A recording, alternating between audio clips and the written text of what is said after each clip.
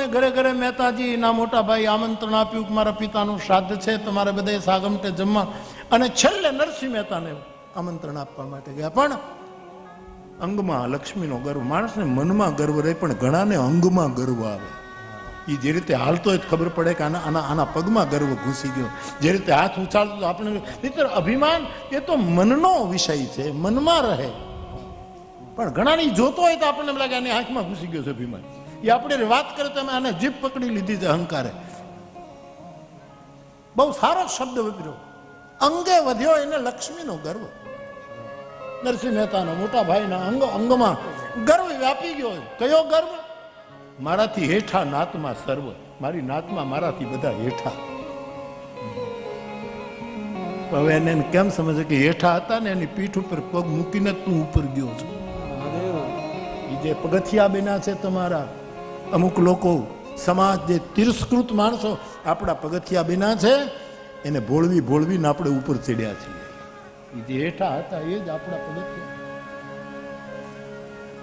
ગુણ નાનું નાનું બહુ સરસ લખે.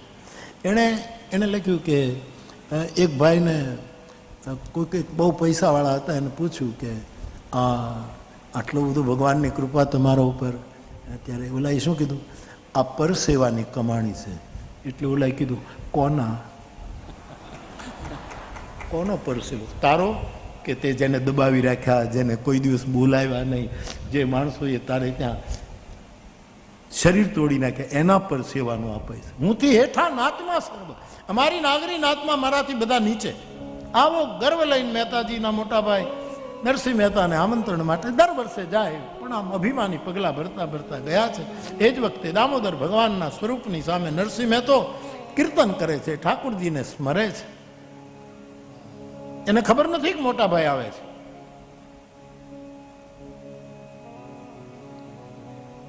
અને પ્રતિસાદ ન મળ્યો. નરસિંહ ગોવિંદમાં ખોવાઈ ગયો હતો.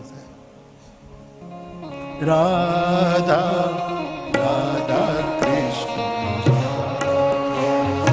રાધા કૃષ્ણ રાધા રાધા કૃષ્ણ રાધા રાધા કૃષ્ણ રાધા કૃષ્ણ રાધા રાધા કૃષ્ણ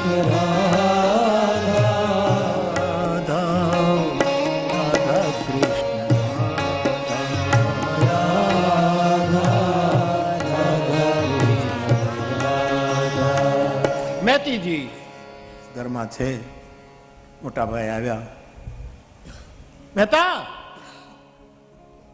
જ્યારે આવું ત્યારે તું કીર્તન જ કરતો હોય. સવારે આવું તોય કીર્તન, બપોરે આવું તોય કીર્તન, રોંઢે આવું તોય કીર્તન, હાંજ પડે તોય કીર્તન. આ સિવાય બીજો કોઈ ધંધો છે? આ શ્રાદ્ધ પિતાનું હું કરું છું એટલે થાય છે, નહીતર તું તો શું કરે? આમ નરસિંહ મહેતાનું અપમાન કરવા માંડે છે. કીર્તન એટલા માટે કરવું, કોઈ અપમાન કરી આપણને સંભળાય નહીં, એ દબાઈ જાય, એટલે હરિ કીર્તન કરે.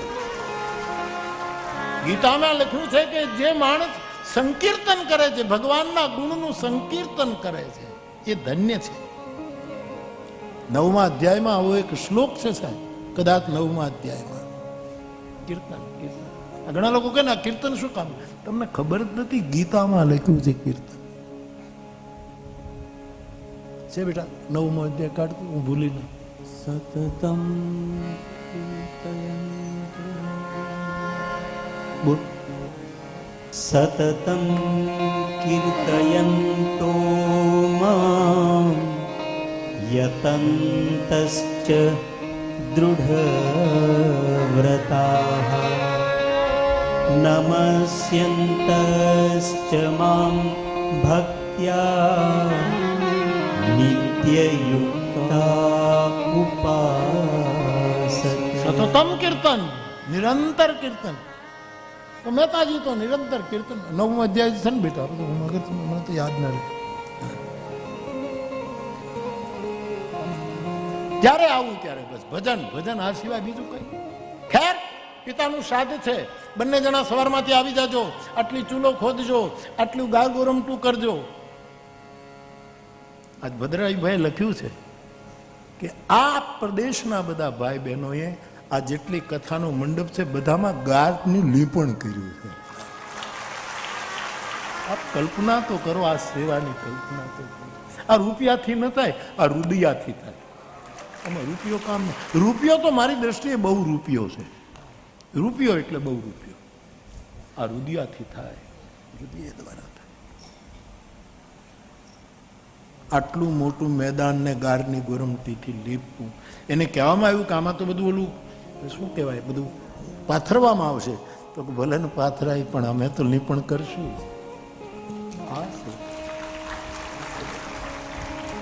આટલું આપણો આખો મંડપ ગારતી ગોરમ ઓલું કર્યું, આપણે તો પહેલી વાર જોઈ છે. કેમ થાય? આપણે તો કોકે ગાર કર્યું એને બગાડવામાં જ જિંદગી કાઢી નાખી.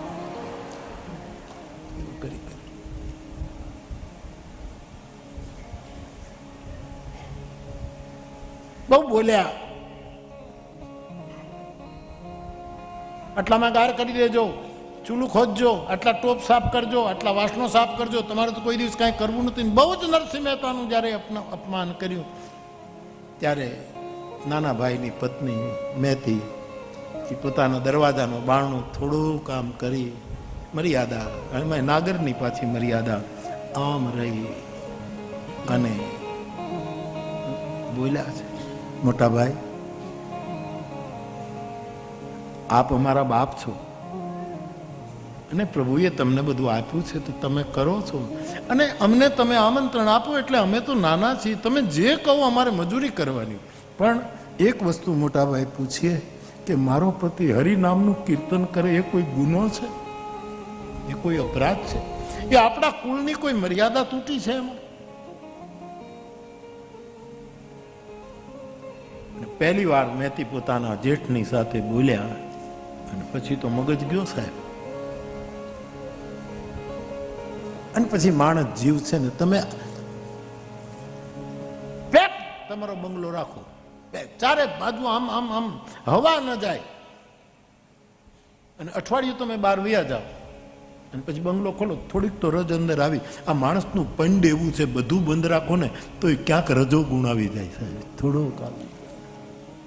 અને રજો ગુણ કામ એશા ક્રોધ એશા રજો ગુણ સમુદ્ભવ. મહેતીને થોડું લાગી આવ્યું મારા પતિનું અપમાન કરે, અને પછી મહેતી મોટા ભાઈને આમ બારણાની આડમાં ઘૂંઘટ કાઢ્યો છે અને જવાબ આપ્યો કે મોટા ભાઈ માફ કરજો, આજ પહેલી વાર બોલું. અને પછી રાણે પછી ત્યાં છંદ આવ્યો વ્યાખ્યાન.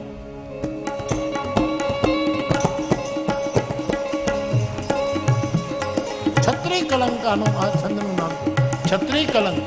આપણે ત્યાં ભવાઈમાં અને આખ્યાનોમાં આ છંદોના બહુ ઉપયોગ થયા.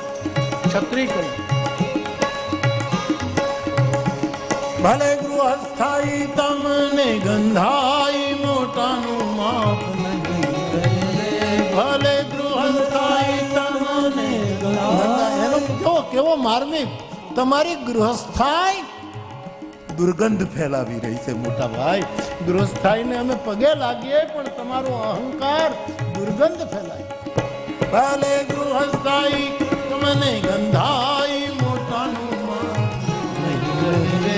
ભલે શ્રાદ્ધ દાડા ચાલ્યા જાય મોટાનું માપ નહીં, ભલે શ્રાદ્ધ દાડા ચાલ્યા જાય મોટાનું માપ. મોટા ભાઈ ભલે 7 દિવસ જતા રહે, અમને સગવડ થશે ને તો બાપ તો અમારો, અમે અમારી રીતે 3 બ્રાહ્મણ ને 5 જણાને બોલાવીને સાથ કરી નાખશું. પણ જ્યારે જોઈ આવત હી હર્ષ નહીં, નૈન મેં નહીં સ્નેહ, તુલસી તહાન જાઈએ કંચન બરસે મેઘ. આવત જો અપમાન કરવું હોય તો અમે નહીં આવી. પિંડ મુકાવીશ પતિ ઘેરે, હાથ મોટાનું માપ. પિંડ મુકાવીશ પતિ ઘેરે, હાથ મોટાનું માપ. ભલે શ્રાદ્ધ દાડા ચાલ્યા જાય મોટાનું માપ. અમે અમારા ઘરે શ્રાદ્ધ કરી નાખશું, મારો પતિ કરશે. અમે 2 જણા, બીજો અમારો ઠાકોરજી, 3, એક અમારા કુળગોર 4 અને એક દીક્ષિતજી, 5 જણાનું અમે કરશું તમારો પ્રસંગ, તમે શોભા. આવું બોલી ગયા. હવે છેલ્લું વાક્ય જ્યારે કીધું કે પિંડ મુકાવીશું પતિ કેરે હાથ, એ વખતે નરસિંહ મહેતા કીર્તનમાંથી જરાક સાવધાન થયા અને આ વેણ સાંભળી કે મહેતી કોની સાથે વાત કરે છે. કરતાલો એક બાજુ મૂકી, મારો વૈષ્ણવ આવે, મહેતીની આંખમાં આંસુ. દેવી કોની સાથે વાત કરતા હતા? શું થયું? મને માફ કરજો, પણ શું થયું? કે મોટા ભાઈ આવ્યા હતા. હા, તો પિતાનું શ્રાદ્ધ છે, દર વર્ષે આમંત્રણ આપવા આવે એમાં, પણ દર વખતે અપમાન કરીને બોલે, તમે આમ કરજો. એ તો આપણે કરવાનું જ હોય, આપણે નાના છીએ.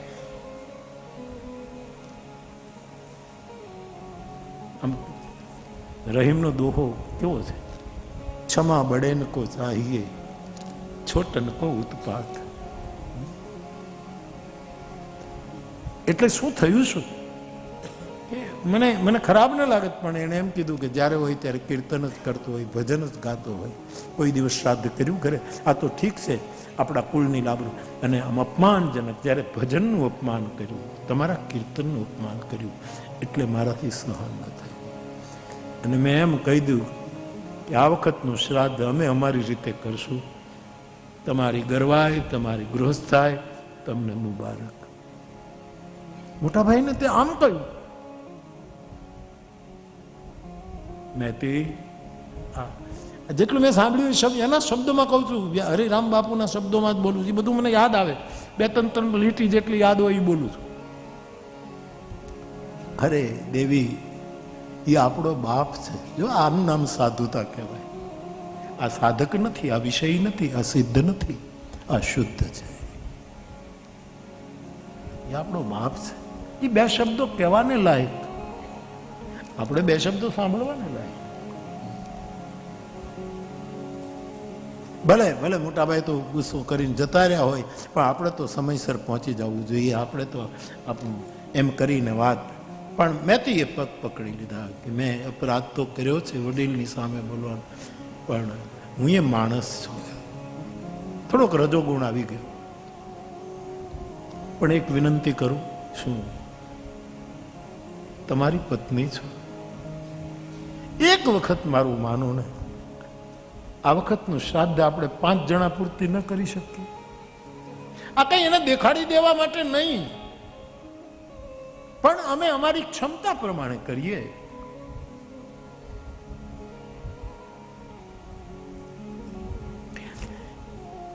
જગુ મામાએ તો માનસી સેવા કરી, વિતજા સેવા કરી, તનુજા સેવા કરી, બધી વલ્ભાચાર્યે ભગવાને જે સેવા એ બધી સેવા એણે કરી. વિતજા પણ કરી, સદભાવ માનસી સેવા પણ કરી, અને તનુજા આખો પરિવાર અહીંયા બેઠો છે, બધી કરી. એટલે એ તો બધું છે જ, પણ અહીંયા કોઈ ખૂણામાં 5-4 બહેનો એક જુદે જુદે ફળિયેથી આવીને ગાયર કરીએ છે ને, એની સેવા એટલી જ મહત્વની. એની સેવાની પણ મારી વ્યાસપીઠ નોંધ લે. તો આપણે આપણી રીતે ન કરી શકીએ? આખી નાતને બોલાવવાનું તો આપણું ગજુ નથી. આટલું મારું માનો. દેવી, તમે તો જાણો છો, 3 દિવસથી આપણે ભૂખ્યા છીએ અને આપણો ઠાકોરજી ભૂખ્યો છે. આપણે ભોગ નથી ધરાવ્યો, ઘરમાં કાંઈ નથી, અને તમે આવું બોલી ગયા. હશે મોટો ભાઈ છે ને, કાંઈ મનમાં નહીં લઈ. આપણે તો અને પગ પકડ્યા મેથી એક, નહીં નહીં નહીં, આટલું મારું માનો, આટલું કરો અને જાઓ. દીક્ષિતજીને કહી દો, આપણા ગોર બાપા કુળગુરુ છે, એને કહી દો કે દર વર્ષે મોટા ભાઈને ત્યાં તો તમે જાઓ, આ વખતે અમારે ગરીબને ઘરે આવો, આમંત્રણ આપી આવો. મહેતીના હૃદયના ભાવને મહેતાએ ઠીક, મેં તો નીકળ્યો. રસ્તામાં દીક્ષિતજી મળ્યા. જય રાધા વલ્લભ, જય રાધા વલ્લભ. મહેતાજી અત્યારે? હા, કઈ ખાસ કામ? આજ તો શ્રાદ્ધ છે ને, મોટા ભાઈને ઘરે 700 નાગર નહીં, બધાને સાગમટે આમંત્રણ છે. આપની પાસે જ આવતો હતો, રસ્તામાં મળી ગયા. દીક્ષિતજી, આ વખતે અમે શ્રાદ્ધ. મહેતાજી આપ, અને આપ તો દીક્ષિત છો, બધી નાગરી નાતના આગેવાન છો, તો આ વખતે અમે શ્રાદ્ધ કરીએ તો તમે અમારા ઘરે જમવા ના આવો? દીક્ષિતજી કઈ બોલે નહીં. મહેતાજી કરગરાટ કરે એમ વડચડ કરતા કરતા ચચાક ચોરે પહોંચી ગયા બે જણા. ત્યાં તો નાગરો બેઠેલા, વાંકી ઠઠી પાઘડીઓ ને કશું બાંધેલા, કોઈ સારંગધર ને કોઈ પાવર, બધા નાગરો બધા બેઠેલા છે. બધા બેઠેલા, કામ કાંઈ નહીં, બસ બધી વાતો જ કરવાની. વડીલો બધા બેઠેલા. એમાં દીક્ષિતજી મહેતાનો હાથ પકડીને લઈ આવ્યા છે. બધાએ કીધું, દીક્ષિતજી, મહેતાજી, હા, અરે સાંભળો સાંભળો સાંભળો, ગજબ થઈ ગયો. શું? આજે તો ગજબ થઈ ગયું. પણ શું? કે મહેતાજી એના પિતાનું શ્રાદ્ધ આ વખતે પોતે કરે છે અને મજાક શરૂ કરી છે. એમ? હા. અને બધાએ કીધું કે મહેતાજીને ઘરે શ્રાદ્ધ હોય અને તુલસીના પત્ર ઉપર જેટલો પ્રસાદ રહે એટલું જો ભોજન આપણે કરીએ તોય આપણે 700 ઘરે જો મહેતા જો તો આપણે હાગમટે મહેતાને ઘરે જ જવું જમવા. આવું મજાક કરી મહેતાજી. દીક્ષિતજી કીધું, આ 700 વડીલો બધા, 700 ઘર તમારે ઘરે આવવા, દ્વારકાધીશની જે બોલો. મહેતાજી તો ભગત બોલું દે, બોલાવો જે 700 ઘરે હાગમટું સાહેબ. પણ પછી મહેતાજીને થયું તમારી મજાક કરતા હશે કઈ, થોડું મારી સ્થિતિ તો જુએ ને. આવ્યા પાછા. જેવા ગયા એટલે બધા વડીલો બેઠા હતા, કહેવા લાગ્યા, જોયું આ ભગતનું આવું, થોડાક વખાણ કરો એટલે ફૂલાય ને પછી તો આપણે તો મોટા ભાઈને ત્યાં જ જવાનું હોય ને, આ તો ખાલી સમજતું. એમ કરીને પાછા આગળ ઉપરથી ઉજળા એવા દેખાતા સજ્જનો જેવા. આવી સ્થિતિ મહેતા આવ્યા છે. મહેતીએ કીધું કે દીક્ષિતજીને કીધું, આમંત્રણ આપી દીધું. કા મહેતી એ મને હાથ પકડીને વાત કરતા કરતા ચોરે લઈ ગયા ને ત્યાં તો આપણા બધા વડીલો પૂજનીયો બેઠા હતા. બધાએ કીધું તુલસીના પાન ઉપર જેટલો પ્રસાદ રહે એટલો મળે તોય આપણે તો મહેતાને તો હું તો 700 ઘરે હાગમટું નોતરું આપી મહેતી. આપણા ઘરમાં 5 જણની રસોઈ કરવામાં ઘી તૂટે છે. આપણા ઘરમાં કશું નથી અને તમે 700 ને આમંત્રણ આપ્યું. પણ મેકીએ પણ એમ વિચાર્યું કે આ તો મજાક કરીએ છે, મારા પતિ ભોળા છે એટલે એને કહી દે. હા હા મેથી, એ તો મને ખબર છે ઘરમાં કઈ નથી, 3 દિવસથી ઠાકોરજી ભૂખ્યા. પણ કોઈ નહીં માને, આપણે 5 જણે પૂર્તિ કરીએ. આટો આ તે 5 જણા પૂરતી લઈ આવો. પણ ક્યાંથી લાવું? મેં તો કહે ક્યાંથી લાવું? ગથ અમારું ગોપીચંદન અને તુલસી હેમનો હાર, આ મહેતાની સમજ હું ક્યાંથી લાવું?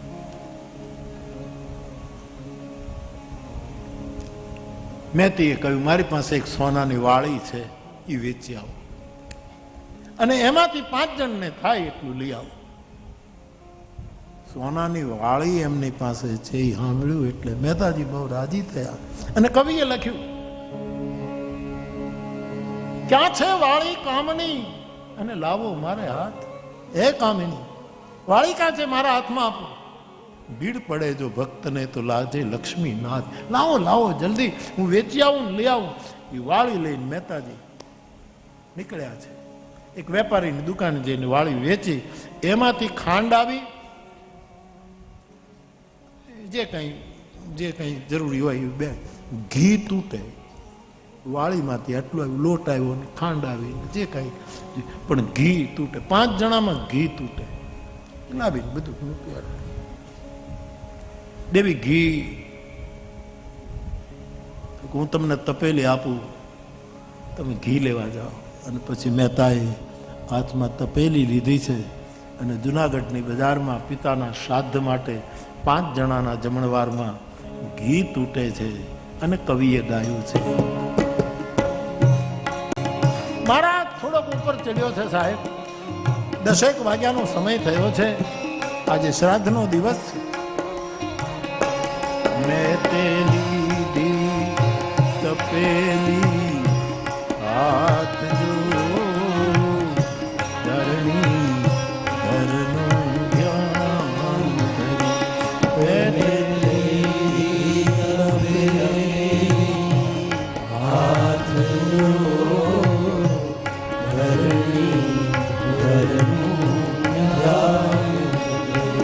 આમ ધરણીધરનું ધ્યાન, પણ એનું મેડિટેશન જે નરસિંહ મહેતાનું છે કેવું છે? Singing meditation.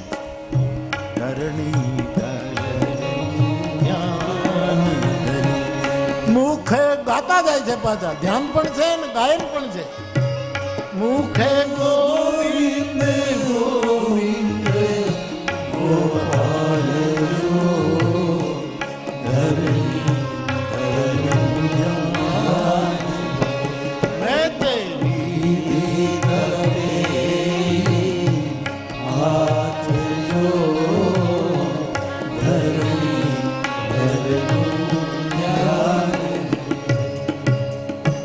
પ્રભુના નામનું કીર્તન કરતા કરતા મહેતાજી જુનાગઢની બજારે નીકળ્યા છે. ઘીનો વેપારી અવારમાં ઉંબરો પૂજીને દુકાન ખોલીને અગરબત્તી કરીને બધું હજી મુહૂર્ત કર્યું હતું, અને એમાં મહેતાજી આવ્યા છે. જય રાધા વલ્લભ. મહેતાજી આપ શું લેવા નીકળ્યા? ઘી લેવા. કેમ?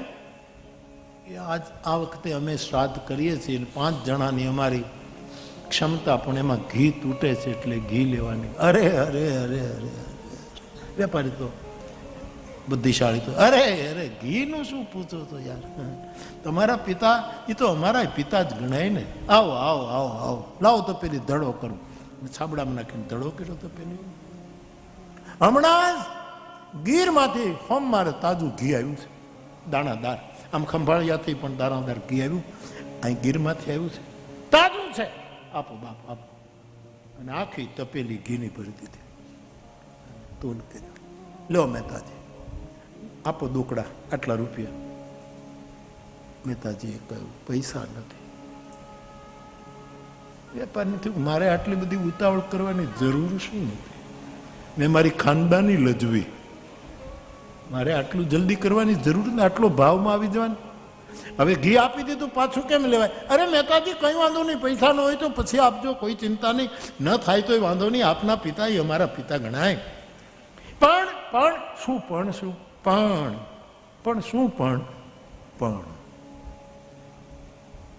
આ ઘી તો તાજું છે, પણ અમે જે ડબ્બામાં નાખ્યું ને મહેતાજી, એમાં એક ગરોળી મરેલી હતી, એ અમે કાઢતા ભૂલી ગયા હતા. અરે નહીં નહીં નહીં, મારા ઠાકોરજીનો પ્રસાદ અમારે બનાવવાનો હોય, એવું અશુદ્ધ. તમે પાછું લઈ લો. આને પાછું લઈ જ લેવું. તો પેલું ઘી આખું લઈ લીધું, અંગૂઠેથી આમાં. વેપારી છે, બધું ઘસીને એક એક ટીપું પાછું. મહેતા નીકળી ગયા, બીજી દુકાને ગયા. એનાને ખબર નહીં, આવો પધારો, જય રાધા વલ્લભ. મહેતાજી કઈ કામ? તો કે પિતાજીનું શ્રાદ્ધ છે. અરે ઘી, અરે ઘી. તુલસી સામની પાસે લહેરિયા જે નેહડું છે ને, ત્યાંથી તાજું દાણાદાર ઘી આવ્યું છે, ત્યાંથી ઘી આવ્યું. એ ઉત્સાહમાં આવી ગયો ને એને ઘી આપ્યું. પૈસા માંગે. મેં તો કે પૈસા. એને એમ થયું કે મારી બુદ્ધિ ભ્રષ્ટ થઈ ગઈ, કારણ વગેરે આટલી બધી ઉતાવળ. પછી કોઈ ને કોઈ બાનું કરીને પાછું ઘી લઈ લે. સાહેબ 11ના ટકોરા વાગી ગયા. 5 જણને જમાડવાનું, એમાં ઘી તૂટે. અને મેં તો જુનાગઢમાં આમ નામ બજારે જ ચડ્યો છે, પણ કોઈ ઘી આપતું નથી. આપે એ પાછું લઈ લે છે. એમાં રોજનો જે રસ્તો હતો મહેતાજીનો, ગિરી તળેટીને કુંડ દામોદર, ત્યાં મહેતાજી નાવા જાય. એ દામા કુંડને રસ્તે ચડ્યો છે મેં તો. એમાં એક છેલ્લે ભવનાથમાં જઈએ, જુનાગઢ પૂરું થાય ને ભવનાથ ગ્રામ પંચાયતની હદ શરૂ થાય, એવું છેલ્લી એક વૈષ્ણવ હાટ હતું. ત્યાં મહેતાજી પહોંચ્યા ને કવિ લખે, એક વૈષ્ણવ જનનું હાટ જો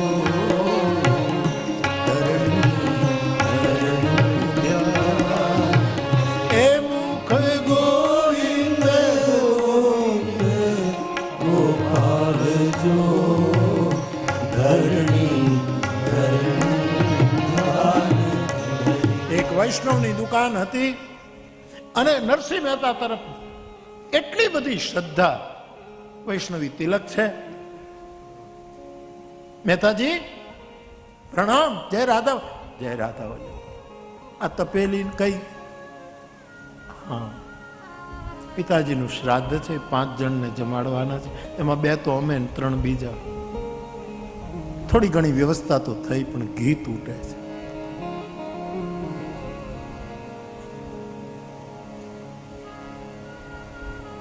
અરે બાપજી, જેટલું જોઈએ એટલું ઘી લઈ જાઓ. પૈસા 15 દિવસ પછી આપો. નહીં નહીં નહીં નહીં, તમારે પૈસા આપવાના ન હોય. નહીં નહીં. પેલો કે હું પૈસા ન. વૈષ્ણવ હતો સાહેબ, વેપારી નહોતો. પેલા બધા હતા એ વેપારી હતા, આ વૈષ્ણવ હતો. અને વૈષ્ણવ પીડ પરાઈ જાણે રે. કોને કહેવાય વૈષ્ણવ? એ બીજાની પીડા, બીજાના દર્દને, બીજાની વેદનાને સમાનુભૂતિ કરે.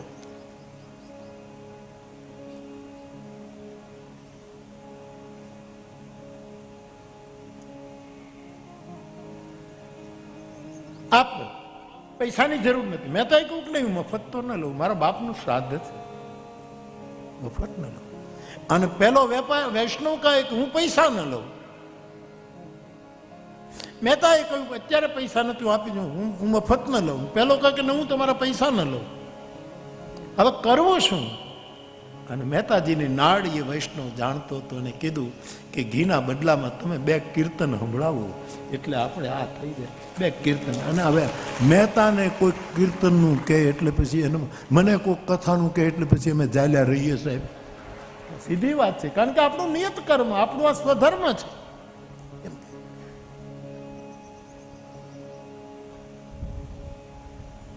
અને ઘૂઘરા તો ખિસ્સામાં જ રાખતા, પગે ઘૂઘરા બાંધ્યા છે, હાથમાં કડતાલ લીધી છે.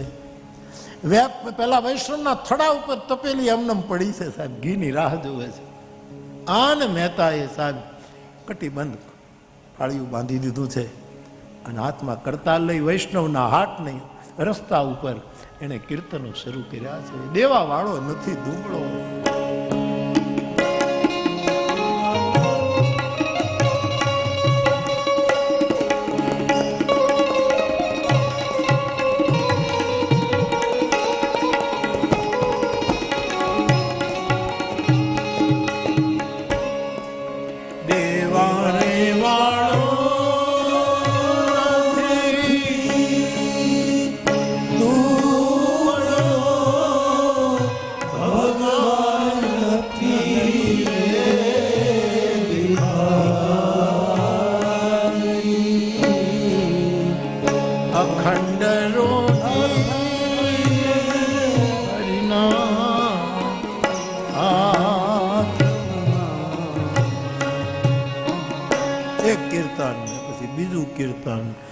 વૈષ્ણવોની ભીડ જામી ગઈ.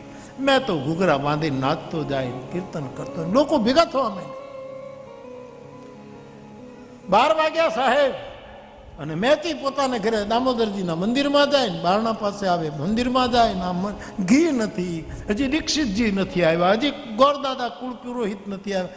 અને કેમ ઘી લઈને નથી આવ્યા? અને પછી તો સાહેબ બસ કીર્તન ઉપર કીર્તન. અને ઓલો થડા ઉપર બેઠો તો એ કૂદી નીચે વયો આવ્યો, જેમ કાલ હું તકિયા ઉપર ચડી ગયો હતો એમ. ત્યારે મોકો આવે ત્યારે એમ એમ બધું થાય. મને ઘણા ચિઠ્ઠી લખી, બાપુ હવે આવું સાહસ બહુ નહીં કરતા, આના ઉપર ઊભું નહોતું. સલાહ લોકો બહુ આપે. મને ખબર પડે કે 80 વર્ષે હવે આવા બધા નખરા ન કરાય. આ નખરા નથી, સેવા મારી માની લેજો સાહેબ. આ મારો મુજરો છે, નખરા નથી. આ તો મારા ઠાકોરજીની સામે. એટલે તોય ધ્યાન તો બહુ રાખું. ભગવતી શર્મા બાપાએ લખ્યું હતું, 80 ને આરે પહોંચ્યો છું, હવે મારો કે જીવાડો હરી મને 2 અક્ષર શીખવાડો. ભગવતી કુમાર બાપા પોતાના ધર્મપત્ની ગુજરી ગયા પછી એને બહુ આઘાત લાગ્યો, બહુ જ, એટલે ઘણો આઘાત લાગી ગયો હતો. હું તો મારા તો વડીલો બધા, એટલે સમય મળ્યો ત્યારે હું એને ગયો હતો. મારી દિલ શોધી પાડે. બહુ બહુ ઢીલા થઈ ગયા. ઘણાના દાંપત્યો હોય ને મોટી ઉંમરે રડતા હોય. અને ઘણા તો આમ જવાની ઉડી ગયા ને તો કે હાલો કાશ્મીર આટો મારી આવી, કારણ કે દાંપત્ય